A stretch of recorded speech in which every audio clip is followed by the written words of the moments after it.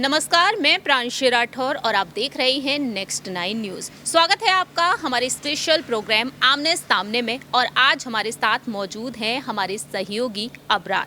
अबरार, आपका बहुत बहुत स्वागत है हमारे इस प्रोग्राम में।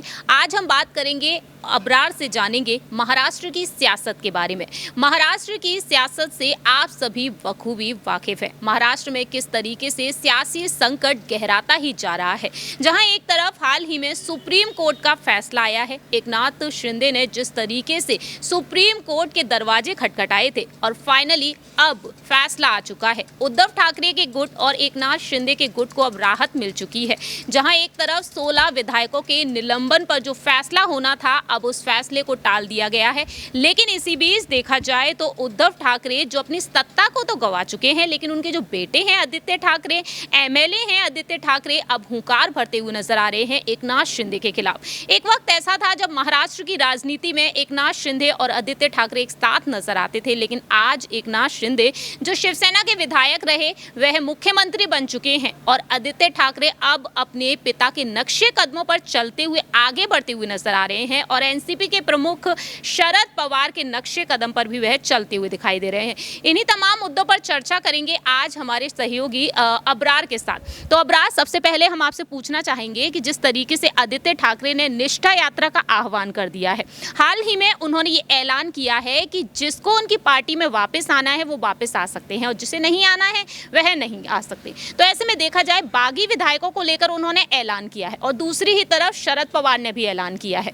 शरद पवार ने कह दिया है कि तीनों ही पार्टियां आने वाले चुनाव को एक साथ मिलकर लड़ सकती हैं, कांग्रेस, एनसीपी और शिवसेना।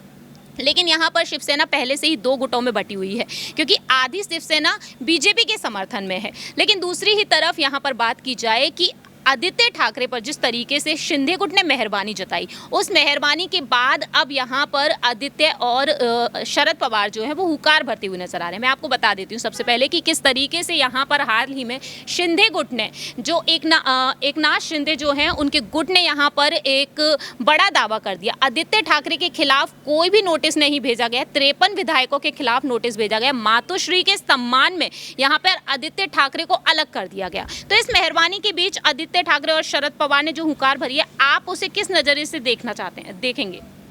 देखिए, जिस तरीके से लगातार शिवसेना का जो बुरा वक्त है इस समय चालू है, लेकिन आने वाले समय में शिवसेना पार्टी को अपनी जो मजबूती है उसको दिखाना पड़ेगा और सत्ता में आने के लिए जो एक परिवर्तन होता है और जनता के बीच जा कर के जो वोट लाने होते हैं उसके लिए जो मेहनत है वो अभी से शुरू करनी पड़ेगी, क्योंकि जो आने वाले चुनाव हैं वो लगातार एक के बाद एक चुनाव आते ही जाएंगे।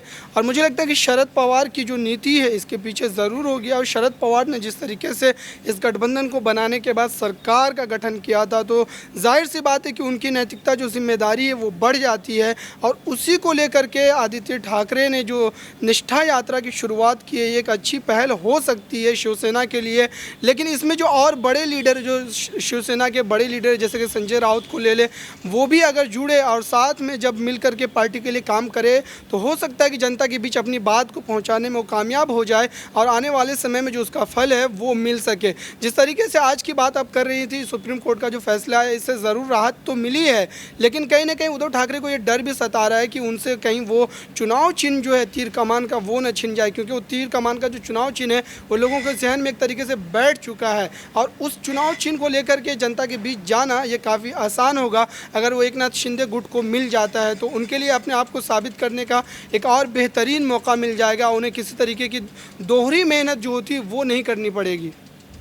जैसा कि आपने कहा यहाँ पर उद्धव ठाकरे के बारे में बात की, तो उद्धव ठाकरे के बारे में आपको बता दूं कि यहाँ पर उन्हें बागी विधायकों को लेकर एक बात कही कि बीजेपी के खेमे में जिस तरीके से मिलते हुए नजर आ रहे हैं विधायक एकनाथ शिंदे के साथ जो है, वो अगर बीजेपी का साथ छोड़कर, एकनाथ शिंदे का साथ छोड़कर यहाँ पर वापस आना चाहते हैं तो आ सकते हैं। ऐसे में अगर देखा जाए तो बागी विधायक जो है अगर उनका साथ छोड़ देते हैं, शिंदे का साथ छोड़ देते हैं, तो उद्धव ठाकरे की जो यहाँ पर जो गुट है वो पहले से ही मजबूती तय करता हुआ नजर आएगा। तो आने वाले जो चुनाव हैं, नगर निकाय चुनाव हैं, तो यहाँ पर उन चुनावों को लेकर इस वक्त आदित्य ठाकरे और शरद पवार अपनी रणनीति बना रहे हैं। तो आपको क्या लगता है, क्या बागी विधायक वाकई में वापस आएंगे? क्योंकि इस वक्त देखा जाए हाल ही में जो बैठक बुलाई गई राष्ट्रपति पद के उम्मीदवारों के लिए, उनके समर्थन के लिए, तो उसमें 10 सांसद ही पहुंचे हैं। तो जिनको लेकर ये कहा जा रहा है कि शिंदे गुट में जो सांसद यहाँ पर शामिल नहीं हुए हैं वह शिंदे गुट में शामिल हो सकते हैं। तो आपको क्या लगता है, क्या वाकई में एकनाथ शिंदे का गुट कमजोर पड़ जाएगा बीजेपी के रहते हुए?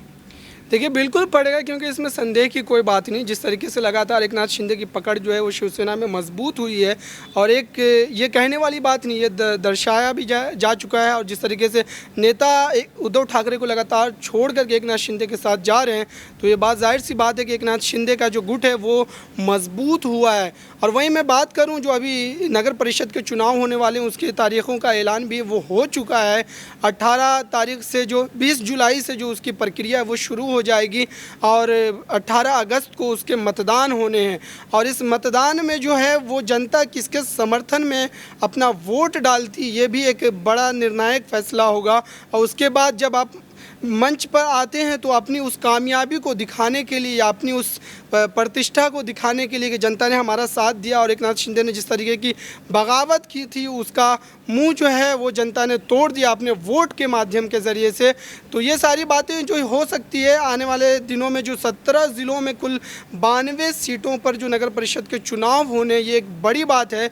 और इसमें दोनों गुट जो है पूरी मजबूती के साथ चुनाव में अपनी ताकत झोंकेंगे, ताकि आने वाले समय में जनता के बीच एक मजबूत पक्ष दिखाने का जो मौका है वो मिल सके, और सीट जो है वो एकनाथ शिंदे गुट या उद्धव ठाकरे दोनों मजबूती के साथ जीतने की कोशिश करेंगे, क्योंकि उसके बाद जो विधानसभा के चुनाव होंगे वो इसी बेस पर लड़े जाएंगे।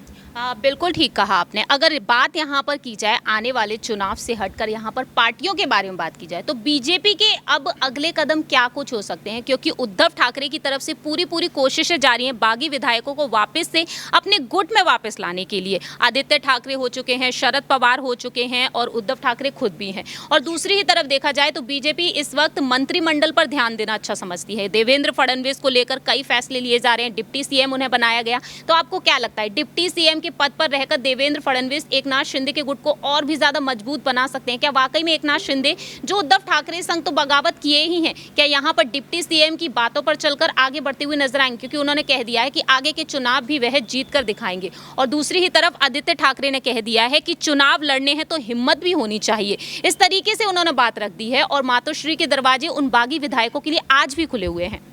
देखिए, जहाँ तक बात एकनाथ शिंदे के आने वाले चुनाव में किस तरीके से अपना कदम लेते हैं और किस तरीके से जनता के बीच किन मुद्दों को लेकर के जाते हैं, लेकिन इस बीच इस बात का जिक्र करना ज़रूरी हो जाता है कि चुनाव चिन्ह को लेकर के जहाँ तक मैं बात कर रहा हूँ, चुनाव चिन्ह अगर उनको तीर कमान का मिलता है तो उनके लिए राजनीति में आगे बढ़ना महाराष्ट्र में ज़्यादा आसान हो जाएगा।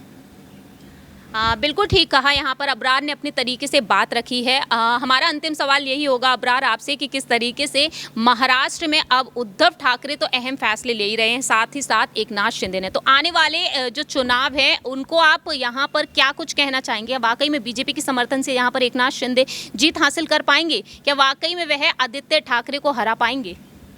क्योंकि वह यहाँ पर इस वक्त मातोश्री पर मेहरबानी करते हुए दिखाई दे रहे हैं। देखिए, मेहरबानी उनको करनी ही होगी, क्योंकि बाला साहब ठाकरे का जो चरित्र है महाराष्ट्र के लोगों में वो एक बहुत ही महत्वपूर्ण चरित्र है, और कि कोई भी राजनीतिक दल हो वो बाला साहब ठाकरे पे डायरेक्ट आक्रमण नहीं कर पाता है, क्योंकि वहाँ जो लोग हैं उनका जुड़ाव है उनके साथ।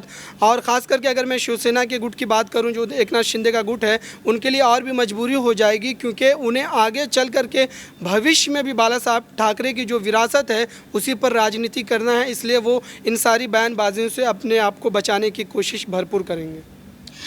शुक्रिया अबरार हमारे तमाम सवालों का जवाब देने के लिए। महाराष्ट्र में जो सियासी संकट इस वक्त देखने को मिल रहा है, ये सियासी संकट फिलहाल तो थमने का नाम नहीं ले रहा है, क्योंकि आने वाले चुनाव को लेकर इस वक्त रणनीति बनाई जा रही है सभी पार्टियों में। फिलहाल देखा जाए तो मंत्रिमंडल का इंतजार किया जा रहा है, मंत्रिमंडल पर विस्तार से विचार विमर्श किया जा रहा है, और वक्त के साथ साथ पता चलेगा कि शरद पवार और आदित्य ठाकरे को किस तरीके से सीएम बने एकनाथ शिंदे जवाब देते हैं। आपकी क्या राय है ये आप बता सकते हैं कॉमेंट सेक्शन में। फिलहाल के लिए हम चलते हैं, बाकी की तमाम अपडेट्स के लिए देखते रहिए नेक्स्ट 9 न्यूज़।